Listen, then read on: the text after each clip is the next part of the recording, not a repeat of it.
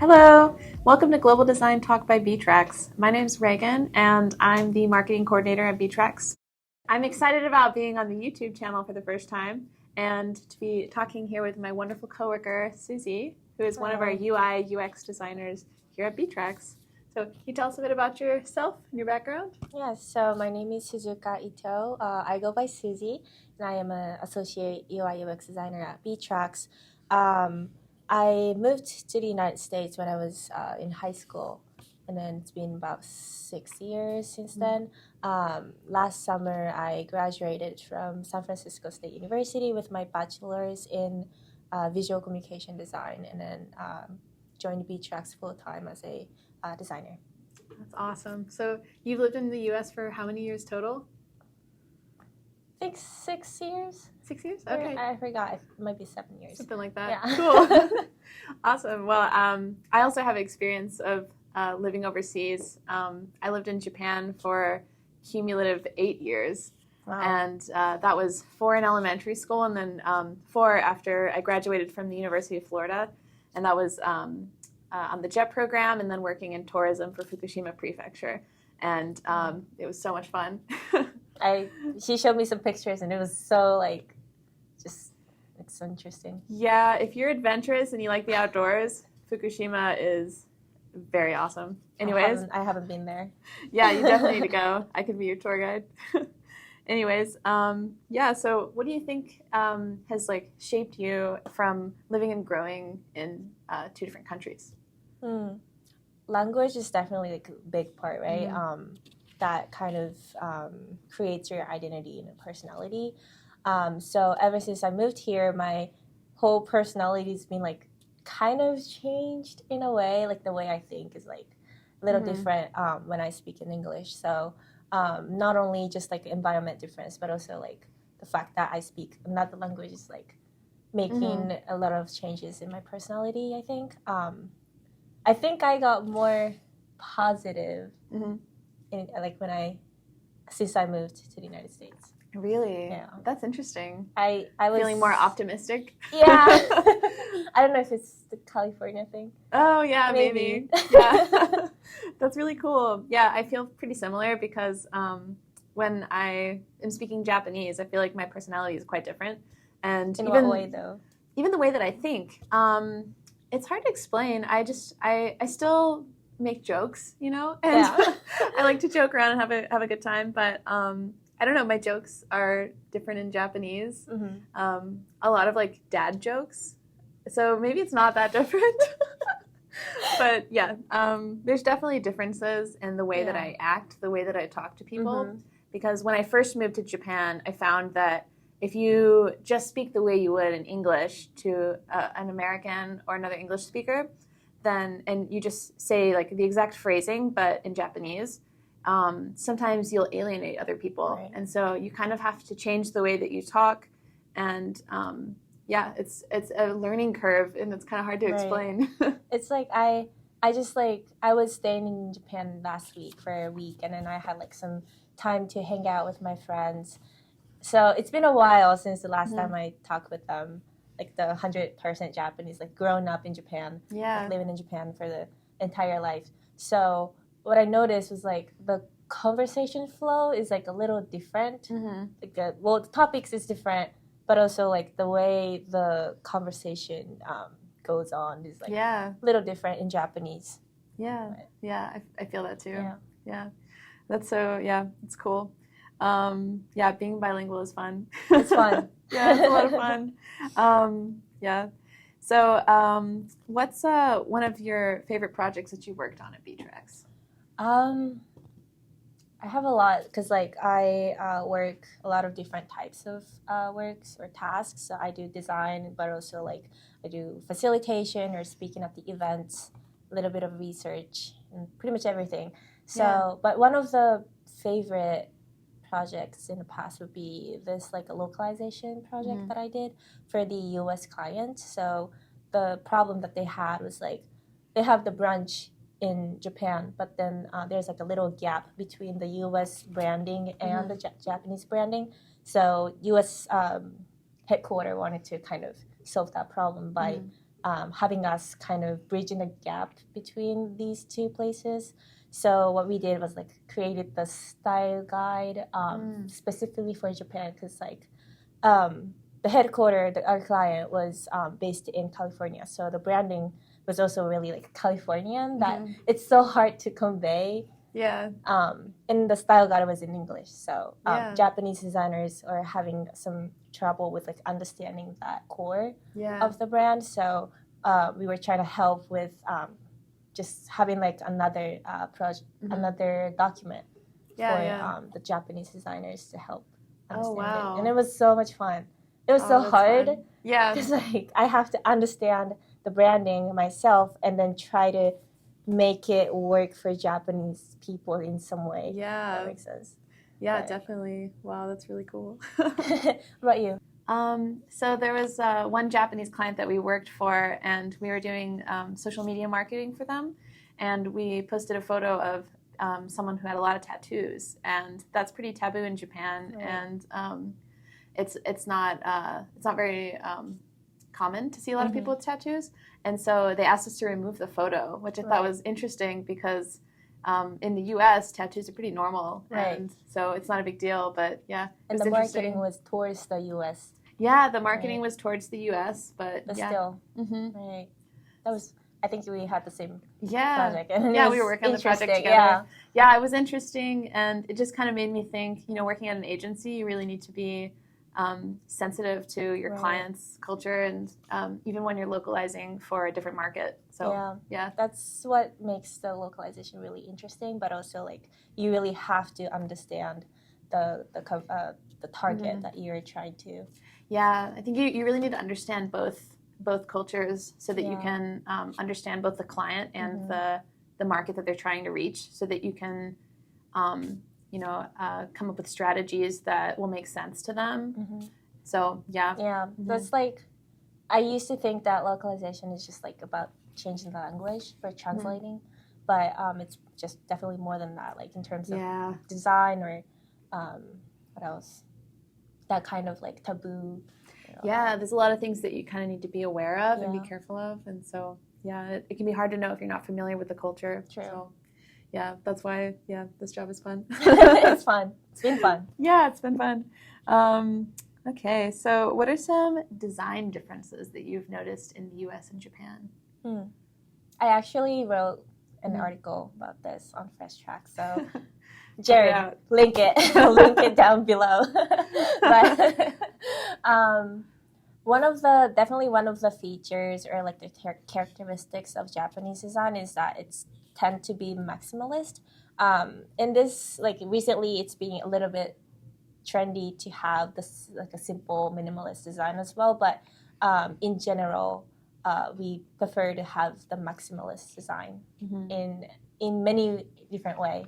Yeah, it's very different in the U.S. because I feel like people really prefer minimalism. Yeah. But when you lived in Japan, did you ever use Yahoo Japan? Yes. The UI is, definitely maximalist. Yeah, I went to a Japanese elementary school, and I remember them teaching us to use Yahoo Japan. And I'd known how to use Google before, and so when I opened Yahoo Japan, I was like, whoa, that's crazy. Like a lot of information.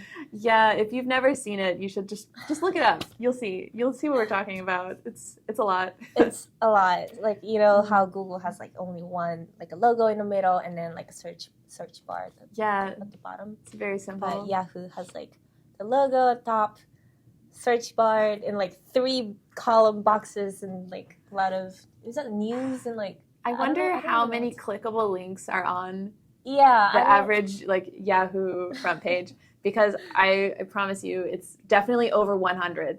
Definitely. But it's probably several hundred, if not 1,000. It's so many links. But I think it's just like in their mindset or like purchasing. When it comes to purchasing, Japanese people tend to like having a lot of information because it's trustworthy in that way. For sure, yeah. One of my favorite examples is when you get to see the different movie titles. Oh, yeah. Yeah. The poster is so different. that they're so different, and it's funny because the Japanese movie titles tend to give a lot away. But yeah, sometimes they're really funny. Yeah. What is it? Ratatouille, the movie Ratatouille. Do you know what it is in Japanese? No. It's called Remy's Delicious Restaurant. Oh, okay. Now I recognize it. Yeah. Yeah. So one of my favorite things in Japan in marketing is the use of seasonal products. Right. That was something that I really looked forward to. It's really unique. Yeah. It's unique. In the U.S., we have, like pumpkin spice latte season, which is, something we all look forward to.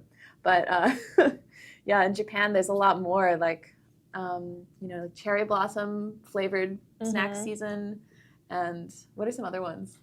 I think let's say Starbucks, I think they have pretty much seasonal drink every month. Really? Pretty much every month, yeah. Whoa. What's a summertime one? Summertime? I forget. I think I remember seeing one that was like watermelon. Oh, but the craziest one was, it was like a corn frappe. Corn? Yeah, it was corn. Interesting. Because it was for, I think, Hokkaido. And they're like, we're famous for corn. Come have our corn coffee. Right. In addition to seasonal, it also has a very distinct location, exclusive drinks and stuff. Regional specialties. My favorite was what is it? Oimo? Oimo flavor. Yeah, I like benimo. Because I grew up in Okinawa, and so benimo is the purple sweet potatoes. Right. And oh my goodness, anything flavored that is awesome. I love fall season for that. Yeah. I miss it. Any season. Right. It's so good. But seasonal is definitely or having seasonal products or services, maybe not services, but products are really interesting culture in Japan. I think it's because we have really distinct 4 seasons. Yeah. It really affects the design as well. For example, for spring products, we use pink because it's cherry blossom, right? Yeah. For summer, we use most of the time we use fresh blue or green, something really fresh and is it refreshing? But refreshing colors. Yeah, it affects a lot to the graphic design portion as well. Yeah. Yeah, if I think of advertisements I've seen in Japan for summertime products, it's always different shades of blue, and then maybe even a sun motif. You can kind of tell from just the color palette of it, what she's in there trying to. Yeah, you can tell. So you're from Aichiken, right? Yes. Do you remember if there's any kind of regional characters for Aichiken? Because that's something that I really like. It's Aichi, but I'm from this city called Okazaki in Aichi, and they have this weird Yurukyara called Okazaemon. I don't know if you heard of it. It's so weird. It's like a black and white. To give you guys some background, Yurukyara are these kind of mascots for different things in Japan, and so a lot of businesses will have mascots, and then a lot of towns will have their own mascot, and sometimes they're a strange amalgamation of the different things that the town produces. So, anyways, what is? I wanna show you the photo. Oh, we can just have it on the screen. Okay, and then you can show me later. Okay, yeah. This guy. But Okazaemon is super weird looking, black and white. He's black and white. Yeah, I think the inside is I don't want to say inside. What? But it's just so weird. Okay, well, I'm going to take a look at that later. But I can tell you, I lived in Fukushima, and the character is so cute. I love him, and his name is Kibitan, and he's a little yellow bird, and he's cute. I showed you him. Yeah. It's cute. I wish the Okazaemon was where the Yurukyara for my city was also cute. But. Yeah, some of them are cuter, and then some of them are kind of scary. Yeah. I actually wrote a blog about it, so we can link it for you guys if you're interested. They're all very interesting and cute, and there are so many, and they actually have a contest. Yeah. Okay, Okazaemon was the second place. What? After Kumamon. That's a big deal. Yeah, that's a big deal. Well, they do it every year. Yeah. None of the places I've ever lived have had a successful character, but maybe one of these days. Yeah, Yurukyara is definitely one of the quite unique, interesting Yeah, cultures. marketing tactics. Right, yeah. Or design choices, really. Yeah. Mhm. It's a design choice, isn't it? Yeah. We were also going to talk about Japanese Omotenashi culture. Oh, yeah. Yeah. Just as a cultural difference, because if you're working with Japan, it's something to be aware of, because I think American companies don't really have the same type of Omotenashi style services. To give you some information, Omotenashi is basically, it's just like over-the-top customer service. And in Japan, they don't tip either. And so the expectation is just excellent service. Yeah, the tip culture is like, when I moved to the United States, that's like the very first thing that I felt this like culture shock. I needed to kind of get used to it because I was expecting, I have this like Japanese customer service standard for my entire life. So changing that to, I guess, lowering that, I kind of had to lower that when I moved here. I mean, U.S. servers are great. It's more of like, think about when you go into a gas station in the U.S. Do you get that warm, fuzzy feeling where you're like, wow, this is a wonderful, comfortable place to be? For me, it's not always that way when I go to a U.S. gas station or convenience store. But in Japan, I'm just like excited to be there. Yeah, it's like extra comfortability that they provide. It's really comfortable. And I also wrote a blog about the convenience stores because I really love them. They're really great. If you've ever been to Japan, then you know what I'm talking about. And if you have, I want you to comment down below your favorite Konbini, because it's heated. A Konbini brand? Yeah. You know, everyone has one that they like. What's right? yours? What's mine? I don't know. I kind of like them all. Okay. But I used to be partial to Family Mart because that was the one that was closest to my house. Oh, okay. When I lived in Okinawa, so I'd walk there all the time. Interesting. But yeah, what's your favorite? 7-Eleven. 7-Eleven. I think they have the best food. I think you're right on that. Yeah. Yeah. But they all have pretty good coffee, which is nice. Yes. It's like $1. Yeah. But yeah. Yeah, wrap it up? Yeah, let's wrap it up. Thank you for watching Global Design Talk by btrax. If you like this video and you want to see more, be sure to subscribe, hit the notification bell so you don't miss our videos, and also we'd love it if you leave us a like or a comment, and yeah, and please check out our blogs. Thank you. Thank you. Bye. Bye.